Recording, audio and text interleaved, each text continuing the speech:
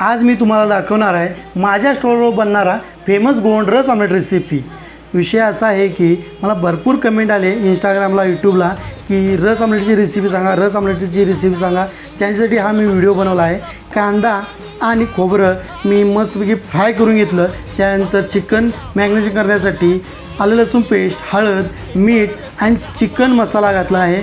Chicken मसाला घालून chicken marination करण्यासाठी mix करून घेतलं आणि ठेवून दिलं। त्यानंतर जे भाजून घेतलेलं होतं कांदा आणि खोबरं त्यांचं वाटण करून घेतलं आहे आणि वाटण करून झाल्यानंतर फोडणीसाठी तेल, कांदा, त्यानंतर मॅरिनेशन केलेलं चिकन घालून 5 ते 10 मिनटं शिजवून घेतलं। शिजवून घेतल्यानंतर चिकन मसाला घातला। चिकन मसाला हा गोवन मसाला आहे। तुम्हाला जर पाहिजे असेल तर तुम्ही नक्की DM करू शकता। आणि त्यानंतर मी घातल्यानंतर ते मस्तपैकी परतून घेतल्यानंतर चवीनुसार मीठ घातलं आणि जे वाटण केलं होतं ते वाटण घातलं आणि 10 ते 15 मिनटं चिकन मस्तपैकी शिजवून घेतलं आणि अशा प्रकारे माझा चिकन रस तयार झाला आहे। हा चिकन रस सोबत आमलेट होतं आणि आमलेट आणि चिकनचा रस्साचं कॉम्बिनेशन एक युनिकच आहे। जर तुम्हाला टेस्ट करायचं असेल तर नक्की माझ्या स्टॉलला व्हिजिट करा। थँक्यू।